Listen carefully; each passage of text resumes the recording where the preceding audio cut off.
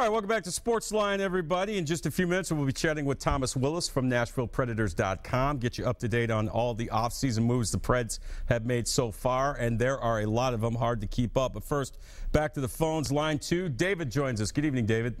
Hey, JB, how's it going? It's going all right, man. How you doing? Oh, man, it's been a long time. I just got my cable back, and it's wonderful. Yeah. I want to thank... I just got my phone back. I lost my phone a couple nights ago. I just got my new one. I was without a phone for a day and a half. I thought I was going to have withdrawal, so I feel your pain. What's up, man? I want to thank you for two things. Yeah. I want to thank you for everything that you've done for sports altogether. I appreciate that. Thank you, sir. I'm a big Pete Maravich fan, but I ain't going to bring it up tonight.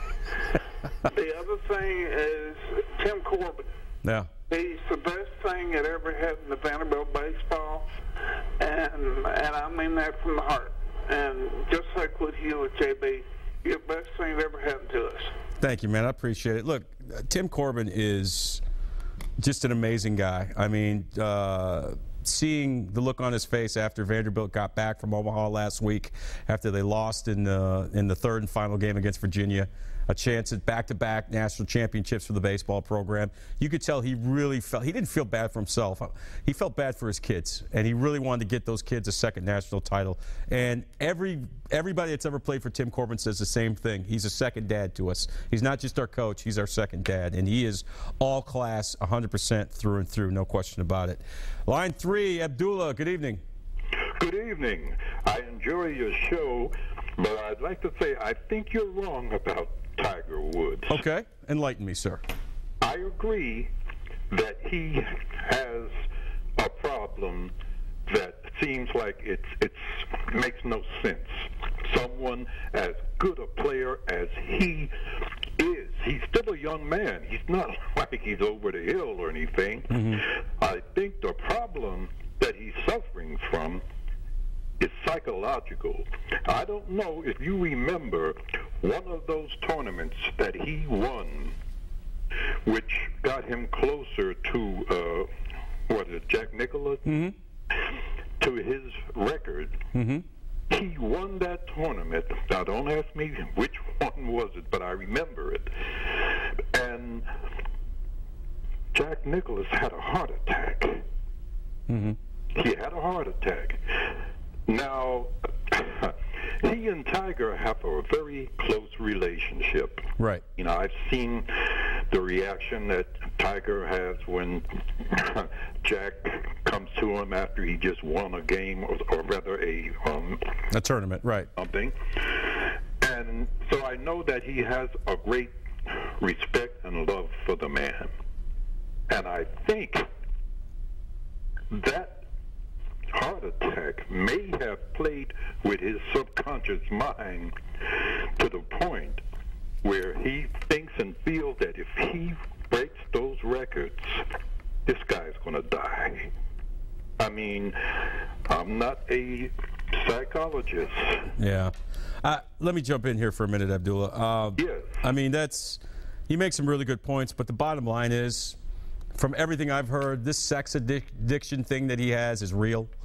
And it's affecting all aspects of his life, most especially his golf. I mean, from what I hear, his life is falling apart, mainly because he has a problem with that, the sex addiction. I don't know if it has anything to do. And ever since his dad, Earl, passed away, he hasn't been the same. He reminds me a lot of Mike Tyson, who was on top of the world until Customato died. His mentor, his crutch, if you will, is gone. And his life is spiraling out of control right now. And until he gets that together and gets his situation under control, I mean, to fool around with, allegedly, with one of your best friends on the tour's wife, now ex-wife, that's unacceptable. You have a problem when you do something like that. I've never heard about that. Yeah, so, it just came out today that allegedly that Tiger Woods fooled around with Jason Duffner's wife, and they're supposed to be really good friends on tour. So I got to let you go, Abdullah. I appreciate the call. What a voice on that guy. He should be doing what I'm doing. All right, quickly, let's go to Laverne on line 4. Hey, Laverne. Laverne, you there? All right. Laverne apparently is not there. All right. If you're on hold, stay on hold. We want to get to Thomas Willis here on line one from NashvillePredators.com. Thomas, first of all, good evening, buddy. How are you? Yeah, I'm well. Excited to be back. Oh, it's great to have you on. You're a friend of the show. You're always gracious with your time. We do appreciate it. I know you were down in Florida last week for the draft. Now you're back. A lot going on across the National Hockey League with the start of free agency, obviously, and, of course, what the Nashville Predators have been doing. Let's go back to Friday. We'll talk about the draft in a little bit if you don't mind, but let's go back to Friday. Mike Fisher, 2 more years, $8.8 million. Really a no-brainer, I think, for the Preds and for Mike Fisher. Obviously, Mike Fisher has a lot of reasons to be in Nashville, to stay in Nashville. He's got a country music megastar wife that is a pretty big deal in these parts. Plus, he knows that, he's probably creeping towards the back nine of his career, but this gives him an opportunity, A, to stay in Nashville, B, to be a solid player for a team that could possibly be in position to contend for a cup in a couple of years. Yeah, you're absolutely right. It's pretty rare that on both sides of the negotiation do you hear just with absolute certainty that they both want to get it done. On the Predator side, you've got their GM, David Poile, saying, I want him to retire a Predator. He even said at the end of the season press conference that he could be in Predators gold, as long as he wanted to. So you get that from the one side, and then like you previewed with all Fisher's connections that he's since gotten with the Music City, it definitely seemed like someone was going to get done. But, then time did seem to creep on a little bit more before they finally work out the term and the money. And I think it really is best for both sides.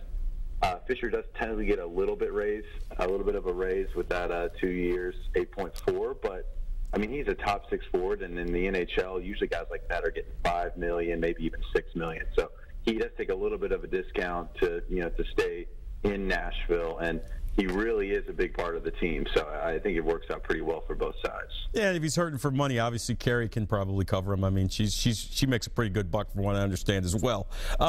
Mike Ribeiro, he signs for 2 more years, $7 million reportedly. And that coming down today. There were reports over the weekend from the draft that he had turned down a 2-year, $6 million deal.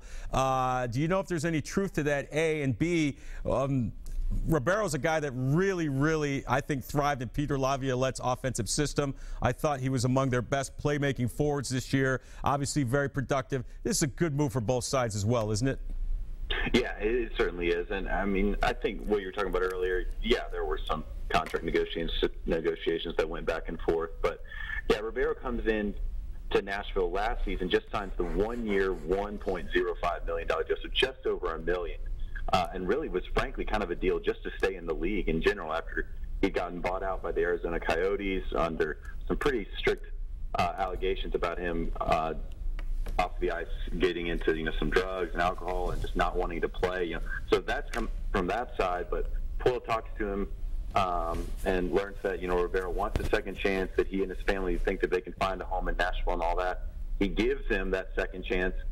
And then Ribeiro, like you said, actually proved it on the ice for sure. He was the Predators' first 60-point scorer since 2008. So wow. It's been 7 years since they even had a guy hit that total. Obviously, a couple days later, Philip Forsberg hits it as well, so they have 2 of those guys. But, yeah, just the dynamic passes that he can make, the just pure offensive skill that he's got is something the team's lacked for several years. So really paid off for Poile to give him that second chance. And then when it does come time to, sign a secondary deal with the Preds, he again gets a slight discount to Nashville to stay here. I think on the open market he could have looked for maybe $4.5 million. So like you said, he makes that $3.5. So again, locking up your first and your second line center where they could have gone away or something like that's got to make Poile feel pretty good.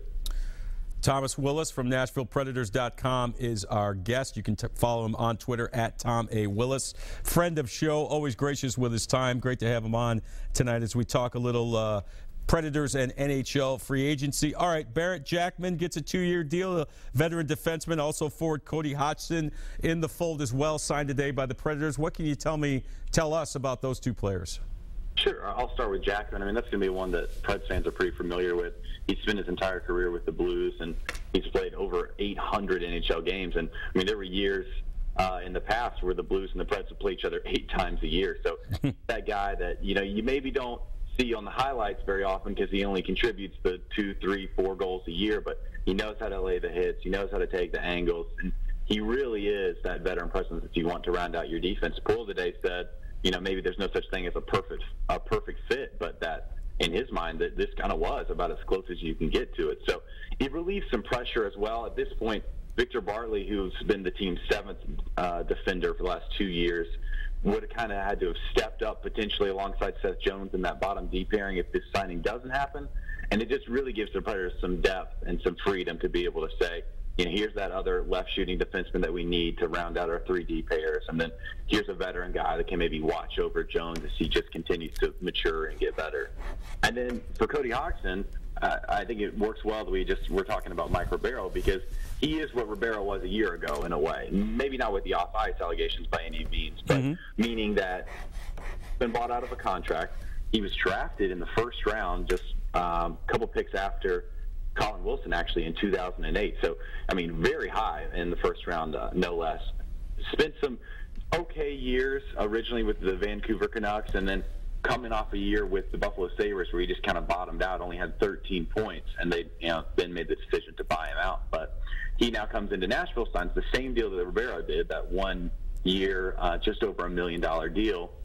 And now Poyle is, again, added depth and is just kind of almost a very low risk, I won't say a no risk, but a very low risk move for a guy that's only 25 years old, and he has scored 20 goals before in a season. So the potential just, almost a why not kind of move gives some depth, and then as well going into training camp with guys that they've signed this summer, including Steve Moses, and then some youth with Kevin Fiala, Victor Arvidsson.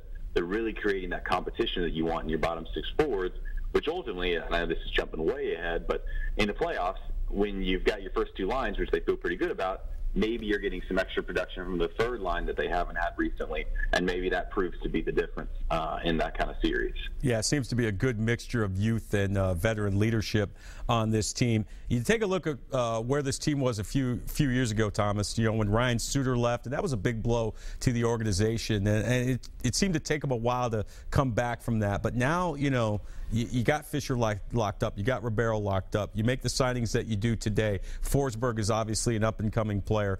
Nashville, I think in a couple of years, may be a destination for free agents. And because of, you look at what Laviette's done to kind of revitalize the program. They're playing better offensively. They've always been solid defensively. They gave the Blackhawks all they could handle in the first round of the playoffs. There seems to be some momentum for this team going forward. Could this be a destination for quality NHL free agents in the not-too-distant future, you think? Yeah, no, I have to agree with you on a lot of those points. If you look at kind of just a simple from the 3 areas of a team, the Predators' goaltending is about as good as it can get. We all know the world-class goaltender the Pekka Rinne is.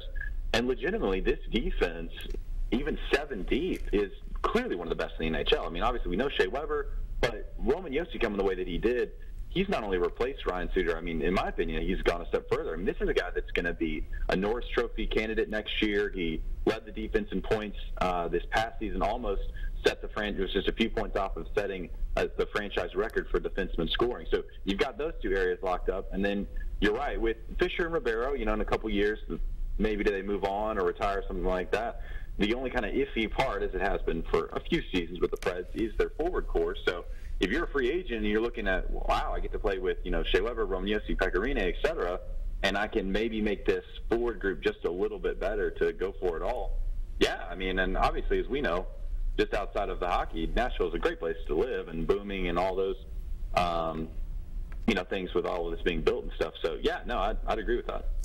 We'll get you out of here on this around the league. A lot of moves being made. I know the Penguins made a big move in getting Phil Kessel. What are some of the standout moves that teams have made so far as we start to really get into NHL free agency? Sure. I think the biggest one that I'd go to first, because it directly involves the Preds, is inside the Central Division with the Chicago Blackhawks. They had, in a way, their Philip Forsberg, a guy named Brandon Saad, who was up as a restricted free agent, and all the experts were saying they're going to have to pay him a ton of money, which is going to put them over the salary cap because, they're kind of right there, unlike Nashville.